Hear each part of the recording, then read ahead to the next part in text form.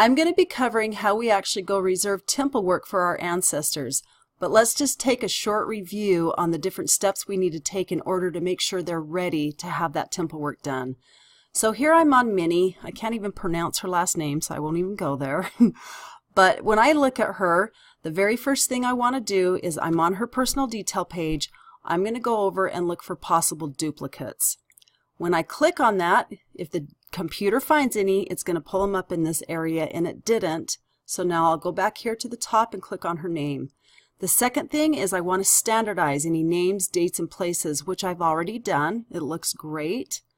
The third thing is I want to attach sources. And you can see up here I've got 8 sources attached to her. When I look at them, I've got some census records, some death records, and a burial on her. Every one of these sources that I've attached to her are actually providing us evidence of this vital information that sits up here. So every one of those sources are either tagged to her name, her sex, birth, death, or burial. And they're giving us the evidence that we really do believe that this is the correct information. I'll also be using those sources as I attach each one to correct any of this information if it was entered in wrong in the first place. So that's what sources are for. So the next step would be, as once I attach those sources, I go back through and I correct any vital information I need to because of the new information I pulled in with those sources, or I may be needing to add a family member or change a family member around. But that's the next step, is correcting vital information or family information. After I do that, I will then go look for possible duplicates one last time.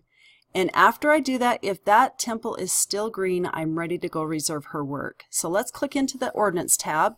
From here, I can click either on Request right here, or I can click on Request on any one of these. It doesn't matter, they both take me to the same place. So let's go click on Request, and then I'll be clicking on Request again.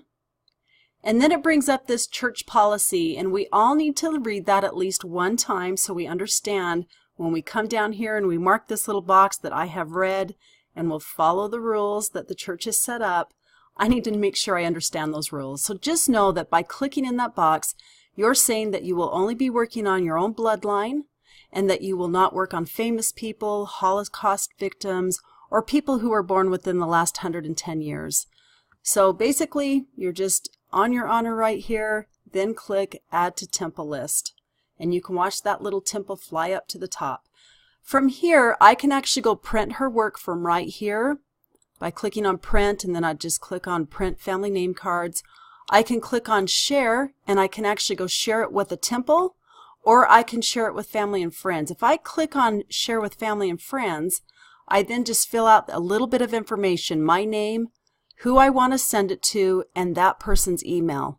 And then FamilySearch.org will send them an email and let them know that I'm offering them to do this work for me, and then they have to accept it. So that's what that is.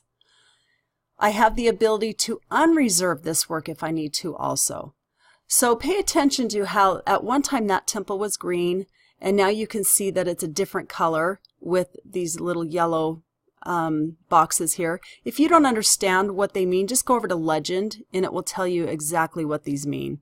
So you can see that over here, mine's yellow because I haven't printed them off, and once I print them, they'll turn to that dark green color. So the Legend helps you out a lot to understand that. So I can do this print, share, unreserve right here, or I can even go up to this place where it says temple, and I can just go click in any of these different areas, but I can click under all reserved. It then brings me into this area for all the people I've reserved to do temple work for, and you can see there's Minnie with her husband there.